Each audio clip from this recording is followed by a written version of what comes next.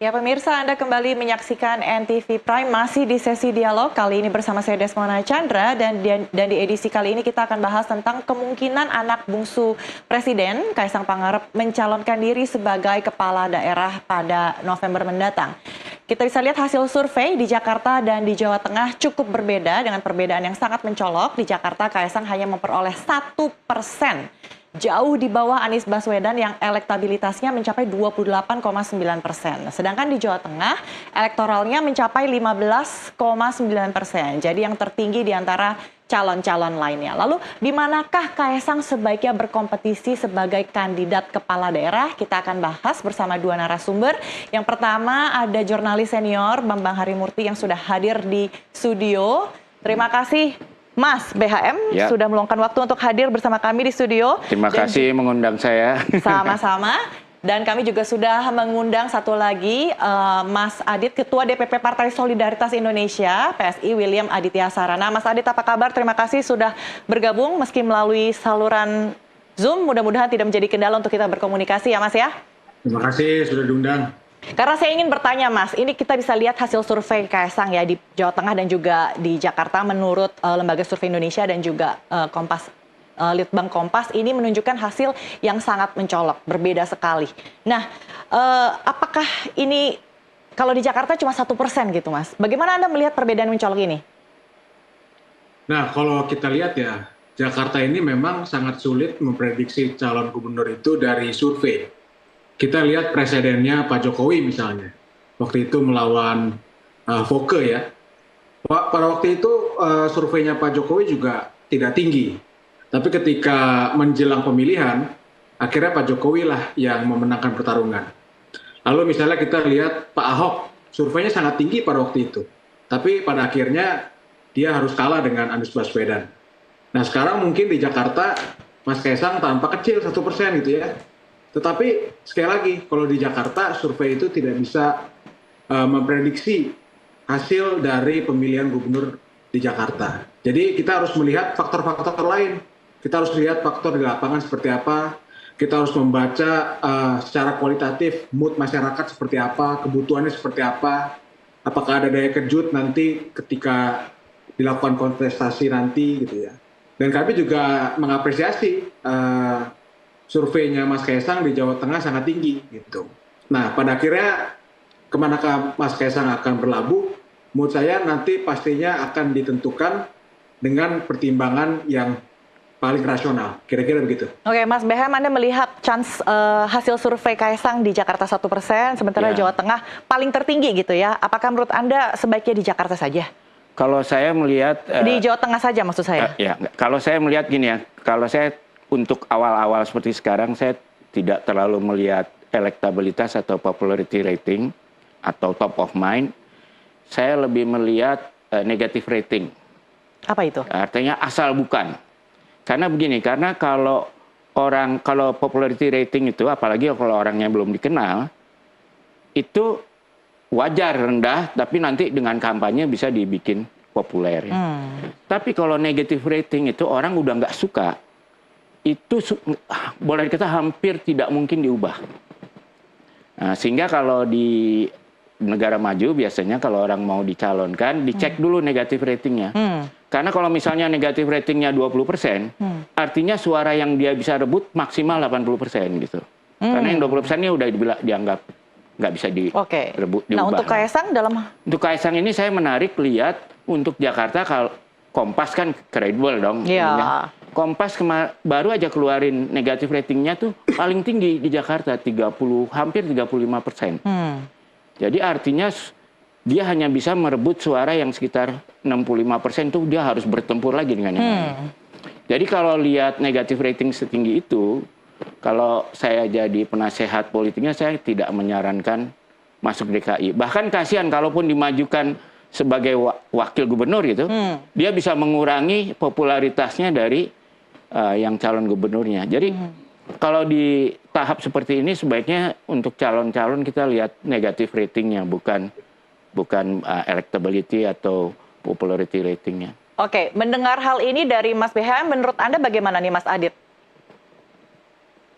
Ya, saya sangat menghargai opini dari Bang BHM tadi ya soal apa namanya tingkat resistensi terhadap suatu Ya. calon gitu ya. Tentunya itu semua harus diperhatikan oleh kami dan kami pasti akan melakukan upaya-upaya yang nantinya tentu akan meningkatkan elektabilitas dari Mas Kaisang gitu ya. Nah, saya yakin Mas Kaisang ini pada akhirnya akan disukai oleh masyarakat karena Mas Kaisang itu saya lihat sendiri di lapangan ya ketika saya turun dengan Mas Kaisang itu sangat tinggi tingkat kesukaannya. Ketika beliau turun itu selalu dikerumuni oleh masyarakat, selalu ingin diajak foto dan menurut saya Mas Kaisang adalah salah satu sosok yang sangat disukai di masyarakat gitu Di ya. Jakarta berarti kan? Dan di Jakarta ya, kalau kita melihat Jakarta. Tapi kembali lagi kemana Mas Kaisang akan berlabuh, saya kira nanti akan ditentukan secara rasional, melihat data, melihat Ya. potensi kemenangan, melihat pasangan calon yang ada, dan tentunya koalisi yang nantinya akan dibentuk. Kira-kira begitu. Tapi kalau kita melihat apa yang dilakukan Mas Kaisang akhir ini, ya seperti belusukan, ya misalnya makan siang dengan warga Cempaka Putih, kemudian juga Jumatan di Tanjung Priok, kemudian juga mengunjungi Jakarta Fair. Nah itu kan artinya apa? Itu artinya apakah sedang test water gitu peluangnya di Jakarta atau apa, Mas Adit? Ya, menurut saya sah-sah saja ya yang dilakukan oleh Mas Kaisang ya. Karena Mas Kaisang sendiri kan warga Jakarta, beliau ingin melihat kondisi di Jakarta, beliau ingin berinteraksi langsung dengan masyarakat, beliau juga adalah ketua umum, wajar kalau misalnya ketua umum partai politik bertemu dengan warga masyarakat. Jadi saya kira ini satu hal yang wajar-wajar saja gitu ya. Jadi tidak perlu dipermasalahkan atau ditafsirkan secara berlebihan kira-kira gitu. Menurut Anda, Mas Ya, BHM? saya setuju kalau Mas Kaisang ini mau belusukan ya bagus aja ya daripada enggak. Tapi kalau saya mengaitkan kali dengan pernyataan Mas Adit tadi tentang pengalaman Ahok dan Foke ya. Justru di situ letaknya. Pak Ahok itu kan kalau waktu jadi gubernur, wakil gubernur, kemana-mana dikerubutin orang minta selfie, ingat nggak? Sampai Iya. luar Heboh. biasa lah gitu ya. Tapi kalau kita tes dari negatif ratingnya, orang asal bukan Ahoknya, itu tinggi, emang tinggi sekali. Resistensinya tinggi ya? Foke juga, walaupun dia incumbent, itu asal bukan Foke-nya tuh tinggi sekali. Ya. Sehingga, dan yang kalau Pak Ahok malah jelas lagi, bahkan saking tingginya asal bukan Ahoknya itu, dia tidak pernah elektabilitasnya menembus 50%. Padahal kalau buat pilkada atau siapapun, kalau petahana tidak bisa tembus 50%, itu berat, Sulit udah lampu ya? kuning ya. Padahal, dan juga jangan, orang suka harus membedakan. Orang kalau diajak pendapat, puas atau senang, tidak senang, itu bisa 70-80%. Tapi gitu cek elektability-nya, loh, Ahok dulu gitu. Popularitasnya di atas 70% terus. Tapi begitu di cek elektability-nya di bawah 5%. Dicek ketidaksukaannya tinggi sekali. Sehingga waktu itu Foke dikalahkan oleh Jokowi yang ketika masuk gubernur DKI hampir nggak ada itunya negatif ratingnya. Karena belum dikenal kan. Iya. Sehingga bisa dipompa naik dan kelihatan trennya naik terus. Sama ketika Pak Jokowi menghadapi Prabowo di Pilpres 2014. Kan juga dari bawah. Tapi pada saat Pak Prabowo itu negatif ratingnya tinggi karena masa zaman dulu kan. Sedangkan Pak Jokowi belum dikenal, jadi negatif ratingnya kecil. Sehingga dia bisa naik. Dan ini juga jadi menarik. 2019 hampir sama. Tapi 2019 kita lihat Pak Jokowi negatif ratingnya sudah mulai kelihatan. Ya. Nah, sedangkan Pak Prabowo justru negatif ratingnya agak menurun karena ada generasi baru yang tidak tahu masa Orde Baru. Iya. Nah, ketika Pilpres kemarin, negatif ratingnya Prabowo itu lebih rendah lagi karena pemilihnya sekarang banyak yang muda yang nggak tahu masa lalu gitu. Jadi negatif rating ini harus sangat diperhatikan gitu sebelum kita masuk ke electability. Oke, Mas Adit, apakah Anda merasa memang nanti pada saat pemilihan akan ada banyak sekali generasi baru muda yang akan memilih dan efek dari Mas Kaisang ini sebagai perwakilan dari generasi muda ini bisa mendompleng hal tersebut? Ya, jadi kita harus lihat bahwa memang secara demografis ya, pemilih kita kan makin muda. Dan logika yang paling sederhana adalah anak muda pasti akan memilih anak muda, kira-kira gitu ya. Jadi tidak hanya Mas Kaisang yang bermunculan, tapi ada nama-nama lain, misalnya ada nama seperti Diko gitu ya, ada nama-nama anak muda lain yang memang itu adalah representasi anak muda. Mas Gibran misalnya menjadi penentu kemenangan kemarin di Pilpres gitu ya. Jadi anak-anak muda ini sekarang mulai bermunculan dalam kontes pilkada. Tapi yang saya mau membingungkan sedikit membahas ya. hasil surveinya kenapa 1%, Mas Adit? Kalau seperti Ya, itu. saya kira kembali lagi kita harus melihat bahwa survei itu di Jakarta terutama ya itu sangat cair gitu. Yang tinggi nanti bisa rendah, yang rendah nanti bisa tinggi, kira-kira gitu. Dan itu sudah terjadi 2 kali pilkada, yang tinggi belum tentu menang dan yang rendah belum tentu kalah, kira-kira gitu. Oke. Nah, terkait dengan tingkat resistensi ya, tadi yang disampaikan oleh Bang BHM, saya kira untuk resistensi mirip-mirip saja gitu ya. Ada yang 25% ya, misalnya Sri Mulyani 25%, lalu Risma 27%, Mas Pak Heru 33 gitu ya. Ada yang 30, ada yang 25 ya. Saya kira ini bisa diatasi ya resistensi ini. Tentu dengan cara memilih wakil yang lebih baik misalnya, pasangan yang lebih baik, tentu dengan cara-cara berkampanye dengan yang lebih baik gitu ya. Dan saya kira ini hal yang bisa diselesaikan. Ya. Oke. Boleh saya interview? Ya, silakan. Ya nggak, kalau saya sih ngelihat gini ya, kalau biasanya kalau yang namanya negative rating itu hampir nggak bisa diubah. Oleh karena itu, karena resources terbatas, biasanya orang akan cari yang negative ratingnya, kalau negatif agak tinggi, mendingan kita cari yang negatif ratingnya lebih rendah. Oke. Karena kampanye untuk meningkatkan popularity rating itu jauh lebih efektif. Jadi ketimbang buang uang dan usaha untuk menurunkan negatif rating yang sulit sekali, mendingan gunakan resourcesnya untuk memompa popularity rating. Itu jauh lebih bisa dilakukan. Tapi itu maksimumnya hanyalah 100% kurang negatif ratingnya gitu. Oke. Nah, artinya apakah dengan cara menggandeng tokoh-tokoh yang punya lebih populer gitu akan membantu elektabilitasnya Kaisang? Karena kita tahu selain belusukan juga Mas Kaisang rajin untuk bersafari politik, Mas Adit. Jadi seperti sebelum-sebelumnya mungkin Mas Kaisang juga bersafari politik ke PKS, kemudian juga ke Golkar gitu ya. Sampai akhirnya muncullah nama seperti Baba Alun, Ahmad Syaiqo. Nah, seperti apa itu Mas Adit? Ya, menurut saya apa yang dilakukan Mas Kaisang itu menjalankan fungsinya sebagai ketua umum untuk mengawal atau bertempur ya dalam pilkada serentak nanti sebagai kapasitas beliau sebagai ketua umum gitu ya.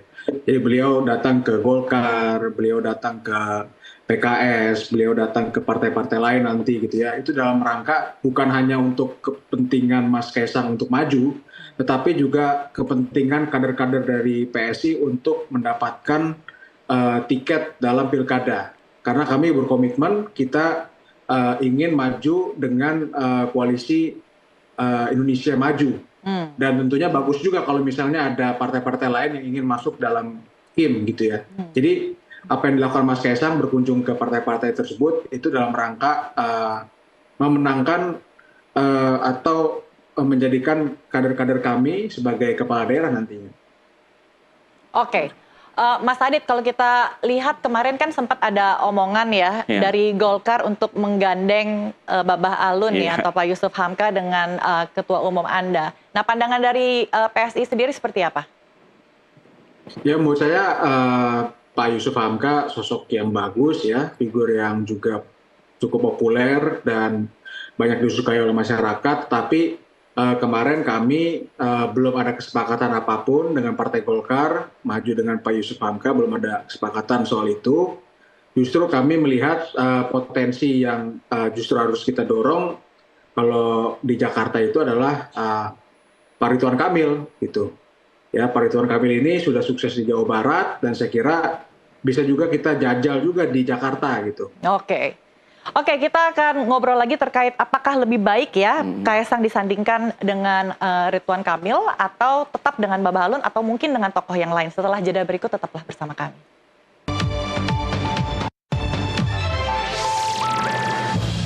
menyaksikan NTV Prime. Dalam sesi dialog ini kita akan ngobrol kembali bersama dua narasumber. Namun sebelumnya kami akan mengajak Anda untuk melihat atau kami telah memotret ya hasil survei dari dua. Yang pertama adalah hasil survei Litbang Kompas, kami akan tampilkan di mana kita bisa melihat untuk hasil survei Litbang Kompas elektabilitas cagup rujukan publik untuk Jakarta. Yang pertama masih ditempati oleh petahana 29,8%, Anies Baswedan. Kemudian menyusul Basuki Cahayapurnama atau Ahok di 20%.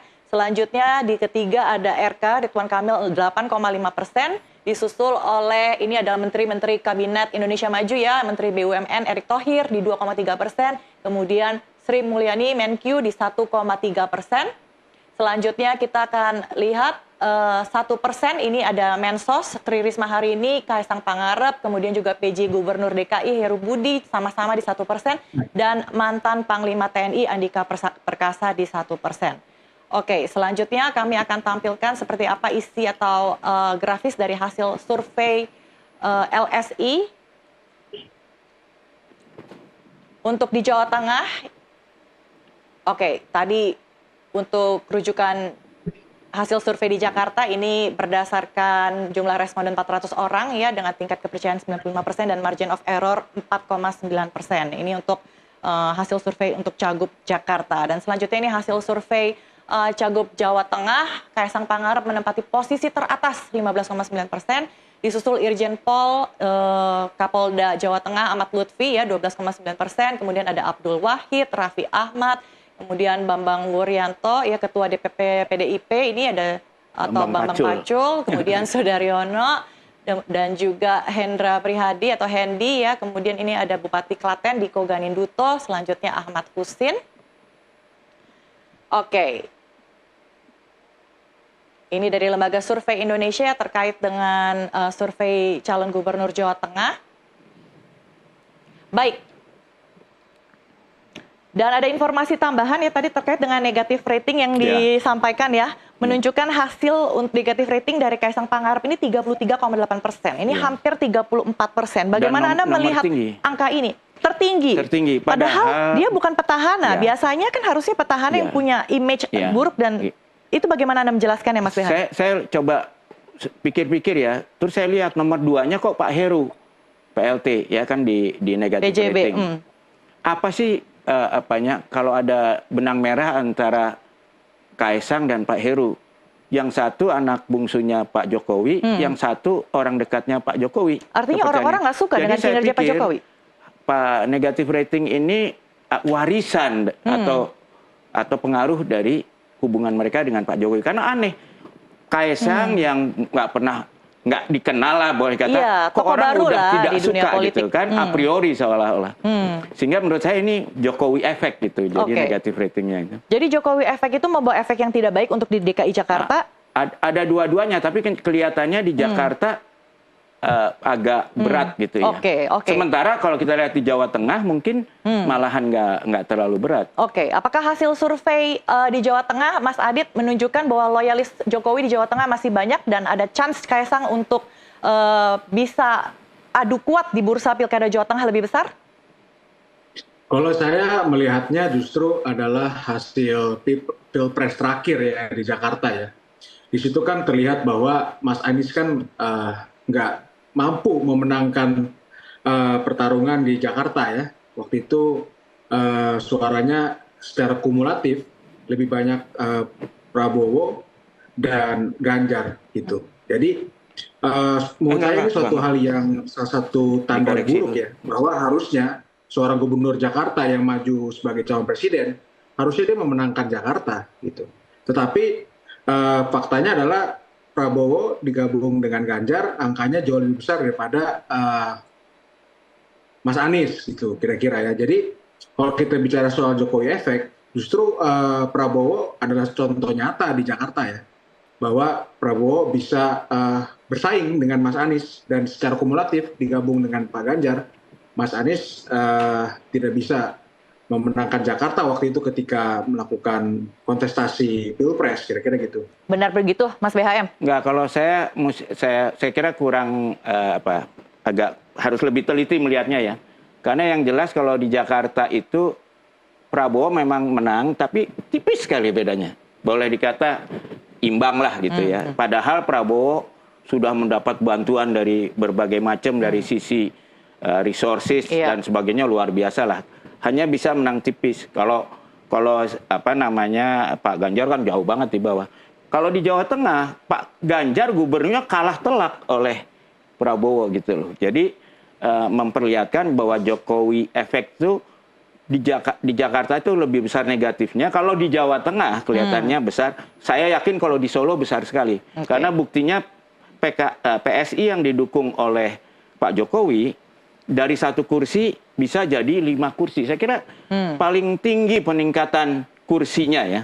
Dan sementara PDIP turun dari 30 ke 20 kursi. Jadi kalau saya lebih kalau saya jadi penasehat, kalau ini kan boleh ya berkalau-kalau. Kalau saya jadi penasehat politiknya Mas Kaisang, saya akan bilang lebih baik beliau tuh mencalonkan di Solo aja.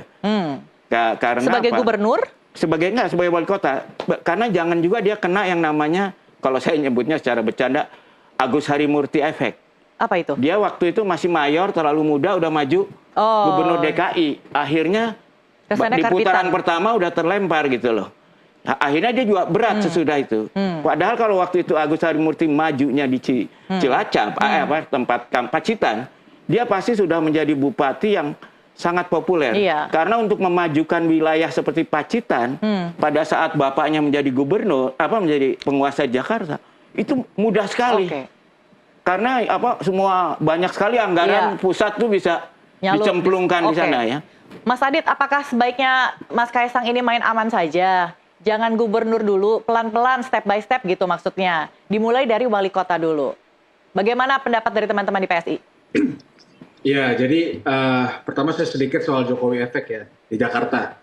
Jadi kalau menurut saya Jokowi efek di Jakarta itu positif. Kenapa? Karena pertama Prabowo menang, ya kan? Kalau negatif Prabowo tidak menang. Yang kedua, partai-partai Kim di Jakarta itu secara kumulatif naiknya juga banyak. Golkar sekarang pimpinan, ya.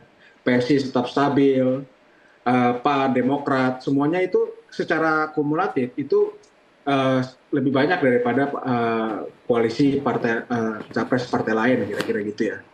Nah, untuk gubernur atau wali kota tadi ya pertanyaannya, menurut saya kita harus melihat bahwa Mas Kaisang ini kan sudah menjadi ketua umum partai politik gitu ya. Menjadi ketua umum partai politik itu juga menurut saya bahkan lebih berat daripada menjadi seorang gubernur atau wali kota gitu.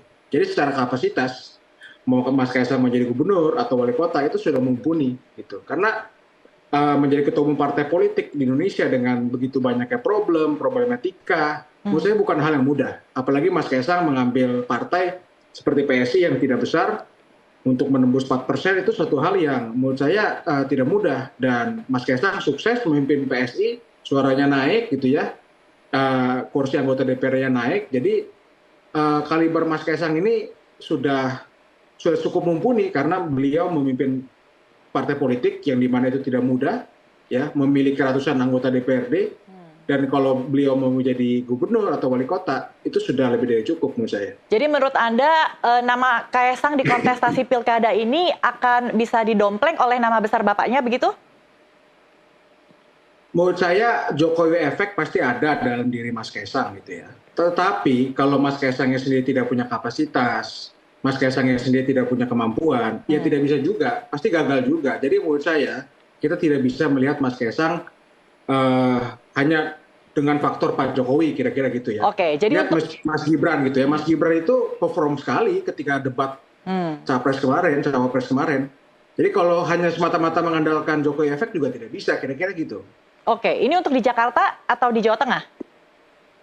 Menurut saya kita harus melihat dua-duanya secara seimbang. Mas Kaisang bisa di Jakarta, bisa juga di Jawa Tengah. Nanti akan ditentukan tentunya secara rasional, melihat data, melihat koalisinya, melihat pasangannya. Jadi ditunggu saja. Oke. Tapi kayaknya kalau di Jakarta mungkin harus ekstra kerja keras begitu ya, Mas ya? Iya, karena saya juga mau melengkapi lah keterangan. Karena di Jakarta itu, kalau Anies bergabung dengan Ganjar, Prabowo kalah. Karena kan bedanya Anies dengan Prabowo di Jakarta itu tipis sekali. Sehingga menurut saya Jokowi efek di Jakarta tuh memang lebih banyak negatifnya ketimbang positifnya. Tapi saya paham kenapa PSI harus serius mempertimbangkan ketuanya maju di Jakarta. Karena PSI itu kan punya kursi lumayan tuh di Jakarta dan di Solo. Ya. Tapi secara nasional kan belum memenuhi syarat untuk punya kursi di parlemen pusat kan. Jadi menurut saya agak aneh kalau partai yang bahkan belum bisa tembus threshold, kok udah mau call terlalu tinggi, dan tidak bagus juga buat pendidikan politik dari Mas Kaisang sendiri. Jadi balik lagi. Kalau saya lebih setuju Mas Kaisang ini diperkuat lah ya di Solo, seperti bapaknya lah. Bapaknya kan sukses sekali di Solo, dicintai ya, sehingga dia dan untuk memajukan kota itu karena dia komandan langsung. Kalau gubernur Jateng, dia tuh bukan komandan langsung, prestasi kayak Ganjar nggak kelihatan. Iya kan, bisa tenggelam dia. Jadi nanti efek Agus Harimurti, karena pengen terlalu cepat majuin, malah akhirnya susah nanti. Jadi pelan-pelan dulu ya, membenahi dulu permasalahan kota gitu, udah bisa, baru naik kelas gitu ya. Naik kelas. Kalau dari wali kota nanti mau langsung ke Cawapres juga udah dibuktiin kok oleh Tapi ini anak bungsu Pak Presiden loh Mas. Takutnya nanti dikira pakai bajunya kekecilan gitu kalau cuma jadi wali kota. Justru kalau menurut saya, kalau belajar dari kenapa dulu Jokowi populer, karena orangnya dulu rendah hati. Jadi sekarang enggak? Jadi kalau sekarang kan udah agak beda lah ya. Tapi dulu kan kita ropopo, orangnya rendah hati, nggak sama sekali nggak ada. Saya ini kan harus protokol. Justru kalau mau mendapatkan yang positif dari Jokowi efek, harus meniru yang positif dari kenapa ayahnya dulu sukses. Tunjukkanlah kerendah hatian. Belum partai saya juga belum bisa tembus, ya saya tahu diri lah. Saya ingin majuin kampung halaman saya dulu lah. Dan pasti berhasil kalau di Solo. Tapi dulu Pak D. Jokowi bukan ketua umum partai. Ini kan ketua umum partai, masa cuma jadi calon wali kota? Tapi kan partainya kan nggak masuk di dalam threshold. Jadi wajar dong kalau partai belum masuk threshold. Justru dengan popularitas dia kalau sukses sebagai wali kota Solo, mungkin partainya bisa tembus threshold nanti. Karena dia populer. Ini masalahnya Mas Kaisang ini kan mewakili generasi anak muda. Generasi anak muda itu nggak bisa sabar-sabar Mas kayak orang dulu gitu. Maunya yang cepet-cepet instan gitu ya Mas Adit ya. Nah, apakah itu artinya untuk mendompleng 1% itu harus menggandeng orang yang tepat? Dan tadi Anda sempat sebutkan RK. Nah, itu seperti apa peluang RK dengan Kaisang di bursa Pilkada DKJ? Ya, saya melihat ya, Pak Ridwan Kamil itu adalah sosok yang menurut saya pantas juga masuk ke Jakarta gitu ya. Cocok sekali misalnya dipasangkan dengan Mas Kaisang gitu ya. Kenapa? Karena Pak Ridwan Kamil itu pertama, tadi kalau misalnya pakai teorinya Bang BHM itu, Pak Ridwan Kamil itu yang resistensinya paling kecil. Gitu. Pertama itu. Yang kedua juga Pak Ridwan Kamil sukses di Jawa Barat, lalu populer. Dan menurut saya kalau Pak Ridwan Kamil mau tantangan baru, menurut saya masuk ke Jakarta. Kita maju misalnya dengan Mas Kaisang gitu ya. Menurut saya itu akan menjadi suatu pertarungan yang sangat menarik. Tapi kalau misalnya Kang Emilnya mau main aman, milihnya di Jabar, nah terus bagaimana tuh? Kalau ditinggalkan? Ya menurut saya nanti kita kembalikan lagi lah ya kepada Partai Golkar ya. Partai Golkar pasti nanti akan menghitung secara cermat bagaimana konfigurasinya nanti di Jawa Barat atau di Jakarta, kira-kira gitu. Karena kalau di Jakarta ngomong-ngomong soalnya berat juga ya, lawannya ada incumbent nih Mas Anies, kemudian kedua juga ada Ahok ya. Ini sepertinya Ahok nggak bisa. Ahok nggak bisa, oke lah, anggap aja Mas Anies gitu ya. Dan kalau misalnya Mas Anies dipasangkan dengan siapa gitu misalnya, Mas BHM, itu kan akan menjadi sulit sekali gitu untuk mengangkat nama dari Mas Kaisang ini. Nah, apakah artinya PSI bisa mempertimbangkan untuk mencalonkan ketua umumnya itu di level wali kota gitu? Karena di Jawa Tengah juga mungkin sulit juga, kecuali dia bisa berpasangan dengan Kapolda Jawa Tengah saat ini, begitu ya? Ya, menurut saya nanti pastinya akan diputuskan mau ke wali kota ataupun gubernur gitu ya. Menurut saya ini suatu hal yang akan nanti kita putuskan. Tetapi secara kapasitas Mas Ketum itu sudah memiliki kemampuan yang cukup karena beliau memimpin partai politik, di mana itu bukan hal yang mudah di Indonesia ini. Dan suara PSI naik, porsi DPRD PSI naik, artinya Mas Kaisang sukses memimpin partai politik di tengah kontestasi politik kita yang banyak problem, banyak money politics dan lain sebagainya. Oke. Nah, jadi saya kira ini hal-hal yang harus kita ukur nanti. Ada hal-hal lain mungkin yang hasil dari safari politik ke Golkar selain tentunya disodorkan nama Babah Alun untuk dipasangkan dengan Mas Kaisang? Ya, nanti kita pastinya akan mencoba untuk mengukuhkan dulu ya, mengkokohkan koalisinya dulu gitu ya. Karena kalau tanpa koalisi kan kita nggak bisa jalan. Dan kita berekspektasi, kita berharap koalisi Kim ini kompak tetap di Jakarta. Koalisi Kim ini tetap punya visi yang sama untuk mengusung calon gubernur yang memiliki kesamaan visi politik dengan presiden. Saya tidak mau lagi nanti terjadi seperti Pak Anies ya, punya visi politik yang beda, nanti penanganan banjirnya beda, akhirnya nggak jalan penanganan banjir di Jakarta karena perbedaan tadi visi politik.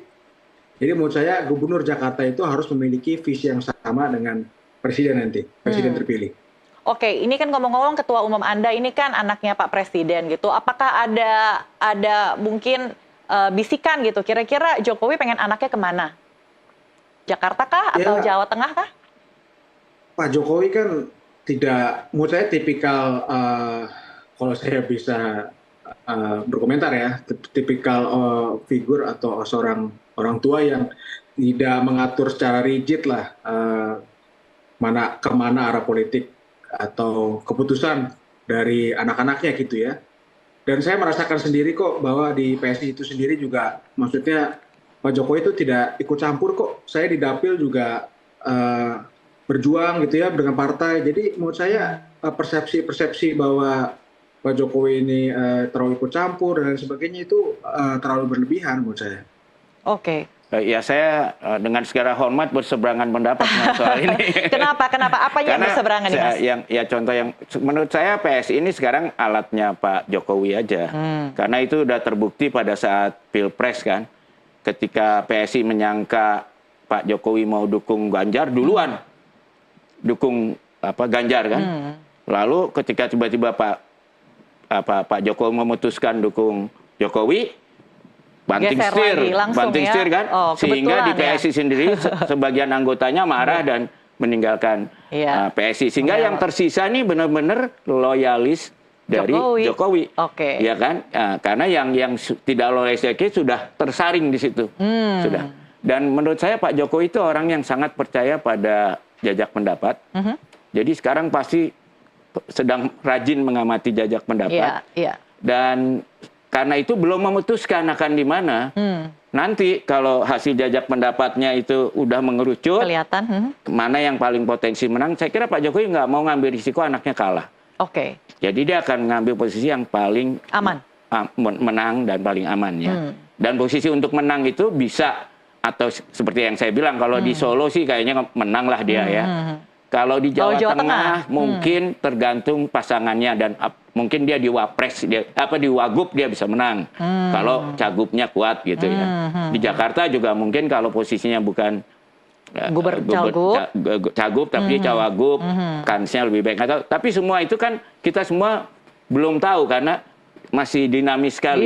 Walaupun kalau lihat negatif rating, kalau nomor 1 negatif ratingnya di Jakarta, saya kira mungkin mesti hati-hati untuk masuk Jakarta. Nah, harus hati-hati Mas Adit. Apa yang teman-teman di PSI akan lakukan untuk menekan negatif rating itu? Saya mau coba kita pakai perspektif ini ya. Jadi di Jakarta itu kan Mas Anies tidak berhasil memenangkan suaranya ya di Pilpres gitu ya. Secara kumulatif dimenangkan oleh Prabowo dan Ganjar. Nah, kesamaan Prabowo dan Ganjar ini kan sebenarnya adalah kaum nasionalis kan, sebenarnya gitu ya. Kaum nasionalis lah dipandangnya. Sedangkan Mas Anies misalnya itu dipandang sebagai Islam politik, kira-kira gitu ya. Jadi kalau misalnya nanti kita partai Kim gitu ya, mengusung sosok yang nasionalis ya, sosok yang benar-benar memperjuangkan nilai nasionalis, menurut saya kita akan memenangkan pertarungan gitu. Misalnya kita memajukan tadi Ridwan Kamil dengan Kaisang, jelas kita di jalur nasionalis gitu ya. Jadi saya kira ini akan jadi suatu hal yang positif nantinya. Jadi menurut saya negatif rating atau lain sebagainya itu akan nantinya berkurang, nantinya juga akan masuk dalam rasionalisasi yang lebih rasional gitu ya, dengan melihat kontestasi Pilpres kemarin, bahwa di Jakarta kemarin itu kaum nasionalis yang menang gitu, Ganjar dan Prabowo, sedangkan Mas Anies tidak berhasil memenangkan Jakarta, padahal beliau sendiri gubernur DKI gitu loh. Jadi masih kekeh dengan Jakarta ya, meski 1% ya Mas Adit ya? Ya kembali lagi, kalau ditanyakan Jakarta, Mas Kaisang bisa punya peluang menang, karena survei itu bukan tolak ukur untuk di Jakarta kan, berkali-kali kita memprediksi salah soal Jakarta kira-kira gitu. Nah Jawa Tengah, Mas Kaisang sudah tinggi gitu. Jadi saya kira nanti akan ada rasionalisasi melihat data. Jadi menurut saya ini suatu hal yang nanti wajar diputuskan dengan secara rasional, kira-kira gitulah. Ya, kalau saya justru analisisnya aja kita justru berbeda ya. Kalau menurut saya di Jakarta ini kemarin kalau kita lihat Pilpres nggak bisa kita melihatnya dari sisi nasionalis dengan lawan Islam. Karena justru sekarang yang paling marah sama Pak Jokowi itu PDIP. Partai yang sangat nasionalis, bukan justru Prabowo itu lebih dekat. Nasionalisnya lebih dekat ke Islam ketimbang PDIP gitu loh.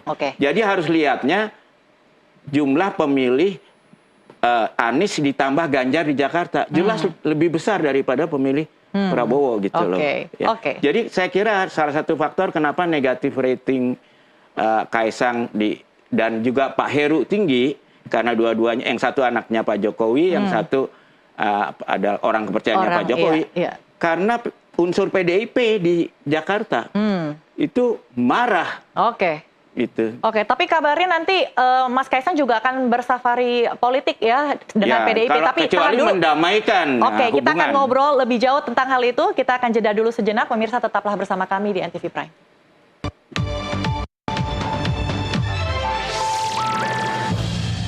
Terima kasih Anda masih menyaksikan NTV Prime, masih di sesi dialog. Di segmen terakhir ini kita masih akan berbincang terkait dengan cuma 1% di Jakarta, Kaisang mau kemana dan dengan siapa? Mas Adit, kalau tadi kira-kira masih mengkonfigurasi ya koalisi dengan parpol lain gitu. Apakah dalam waktu dekat ini akan sowan ke PDIP, Mas Adit? Nah ini menarik. Saya mau coba diskusi lagi sama Bang BHM tadi. Menurut saya ini menarik. Jadi kemana-mana, Mas kalau menurut saya justru tipologi pemilih Prabowo dan Pak Ganjar di Jakarta itu lebih mirip daripada tipologi pemilihnya Pak Anies. Kenapa? Karena keduanya ini ditafsirkan sebagai sosok nasionalis. Gitu. Prabowo ini setelah didukung oleh Pak Jokowi, itu persepsi nasionalisnya itu jauh lebih kuat. Nah saya contoh nyata, saya di Dapil 9 Jakarta Barat, DPRD, saya melihat bahwa ketika Pak Ganjar itu tinggi di salah satu RW, itu Prabowo-nya juga tinggi. Mas Aniesnya jeblok.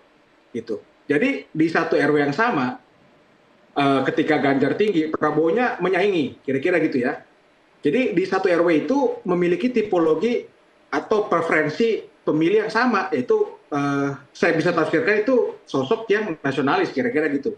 Jadi ketika nanti Mas Anies dihadapkan dengan sosok nasionalis, misalnya Ridwan Kamil dengan Kaisang, menurut saya suara Pak Ganjar itu akan masuk nanti ke konfigurasi atau koalisi yang nanti kita bentuk bersama dengan Koalisi Indonesia Maju sebagai poros nasionalis, kira-kira gitu. Nah, tadi pertanyaan apa, Mbak, izin? Apakah dalam waktu dekat akan sowan ke Mbak Puan di PD? Ya, menurut saya suatu hari nanti pasti kita akan berkomunikasi lah pasti dengan PDI Perjuangan. Waktunya gitu ya. sisa 40 hari loh, Mas.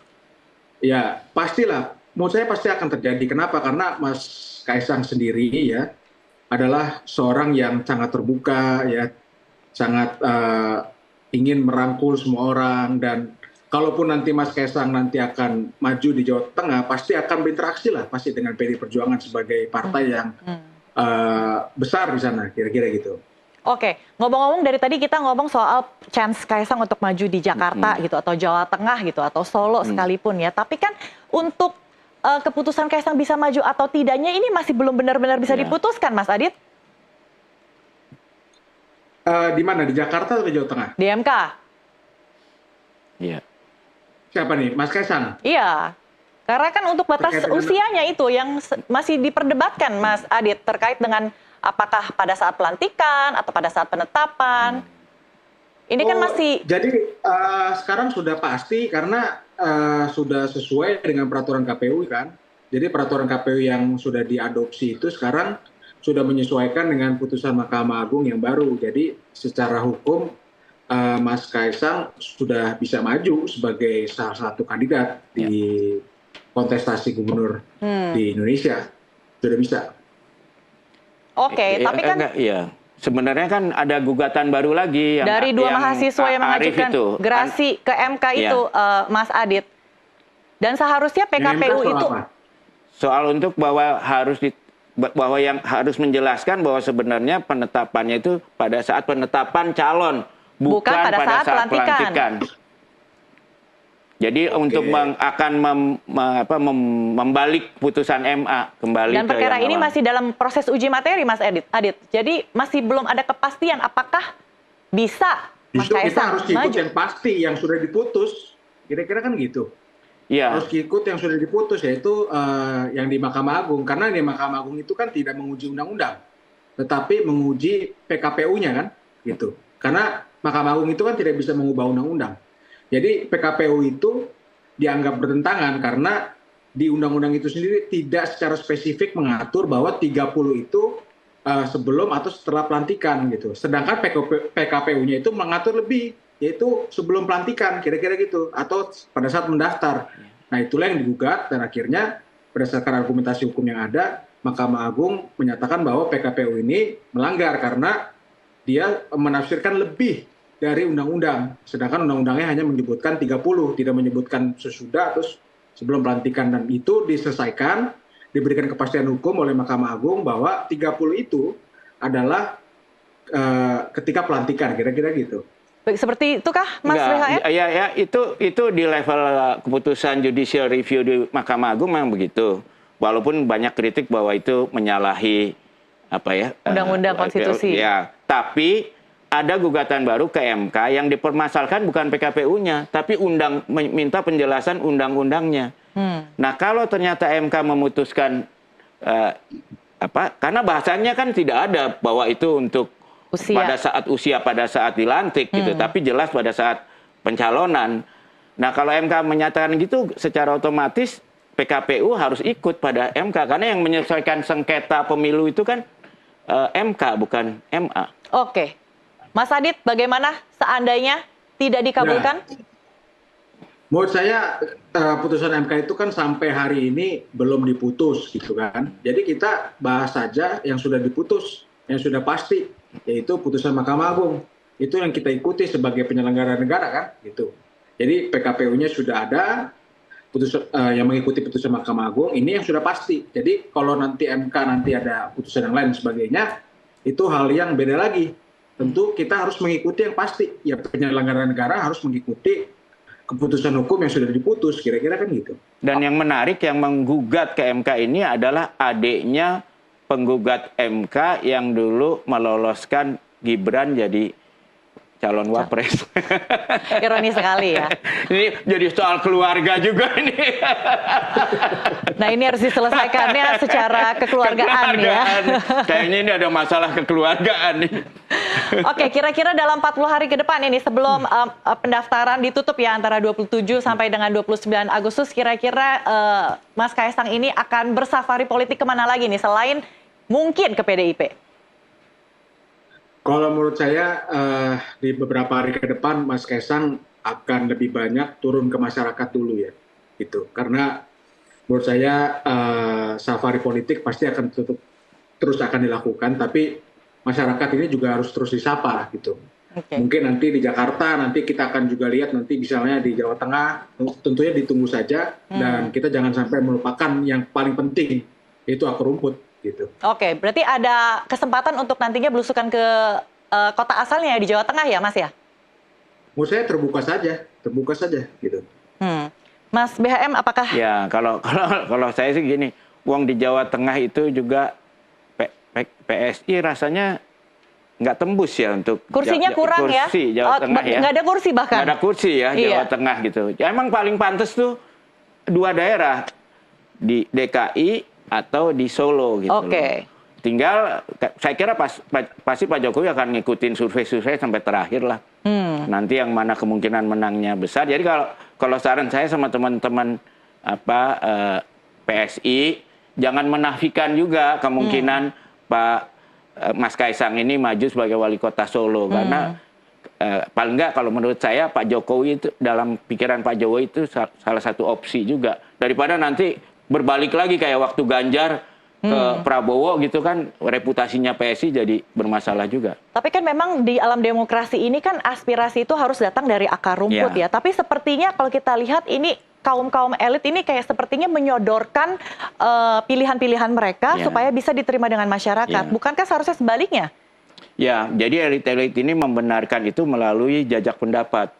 Jadi dianggap aspirasinya itu diserap melalui jajak pendapat. Sebetulnya yang kalau kita mau memperbaiki demokrasi kita, mestinya seperti di Amerika gitu ya, atau di sistem yang negara maju, di mana disaring dulu dari bawah, terus naik ke atas. Sebetulnya mungkin partai PKS termasuk yang melakukan itu. PDIP melakukan itu, tapi vetonya ada di Ibu Mega gitu ya. Jadi terbentur ya. Ya, jadi menurut saya mungkin PSI sebagai partai yang baru juga mungkin lebih baik mulai dulu dari cabang-cabangnya, calonnya siapa, naik ke atas gitu ya. Kalau enggak nanti ribut lagi kayak waktu pindah dari Ganjar ke Prabowo kan akhirnya terjadi gunjang-ganjing juga di dalam. Mas Ade, tadi kita udah dengar masukan dari Mas BHM juga terkait dengan chance gitu ya untuk di Jakarta maupun di Jateng. Mas Ade, terakhir nih, kira-kira akan berubah pikiran kah bergeser dari Jakarta ke Jawa Tengah atau bagaimana?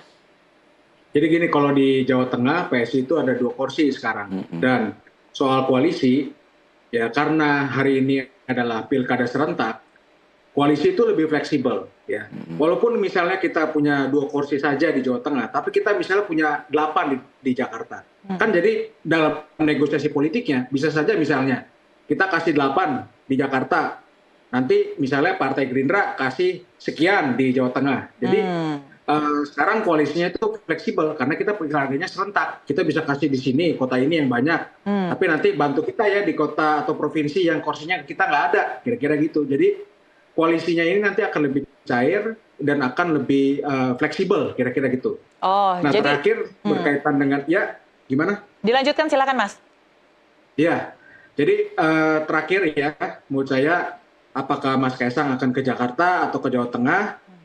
Menurut saya nanti akan diputuskan. Tentunya pasti akan melihat data, melihat koalisi, melihat pasangan, melihat visi politik. Dan saya yakin nanti keputusan yang akan diambil itu adalah keputusan yang paling rasional dan mendekati dengan kemenangan pastinya. Nah kalau menang berarti harus yang RK gitu ya tadi menurut Anda ya? Kalau tidak ya dengan Gerindra yang kursinya cukup untuk hal yang positif. Mas BHM silakan closing statement sebelum kita tutup. Iya, enggak, kalau saya itu gini ya Pak, saya sebagai orang yang terus terang aja milih Pak Jokowi 2 kali gitu ya. Itu merasa sebetulnya track record Pak Jokowi ketika dia maju dari wali kota yang sukses, terus jadi baru jadi gubernur DKI, lalu maju ke presiden itu lebih fatsun politiknya lebih oke lah gitu. Jadi dan Mas Kaisang ini kan masih muda ya. Tergesa-gesa gitu misalnya. Jangan ya itu tadi, jangan mentang-mentang anak presiden kayak Agus Harimurti langsung mau jadi gubernur padahal dia pangkatnya mayor kan keluar waktu itu. Itu kalau orang Jawa bilangnya ngono sing ojo ngono gitu ya. Jadi kalau jangan ngoyo gitu lah ya. Jadi kalau menurut saya dan jangan merendahkan posisi wali kota Solo karena Pak Jokowi kan dulu wali kota Solo dan suksesnya justru di situ ya. Gibran juga wali kota Solo gitu ya. Dan majukanlah Solo dulu inilah gitu loh. Iya kan? Saran diterima, akan dipertimbangkan ya, konstelasi politik ini masih sangat dinamis sekali. Kita akan melihat seperti apa. Tentu juga Kaisang akan terus membuka ruang komunikasi ya dengan parpol-parpol lainnya untuk memperkuat posisinya ya di bursa pilkada 2024 nanti. Terima kasih Mas Adi, terima kasih Mas BHM untuk waktunya. Pemirsa, terima kasih telah menyaksikan NTV Prime Dialog. Kami akan segera kembali dengan informasi lainnya. Tetaplah bersama kami.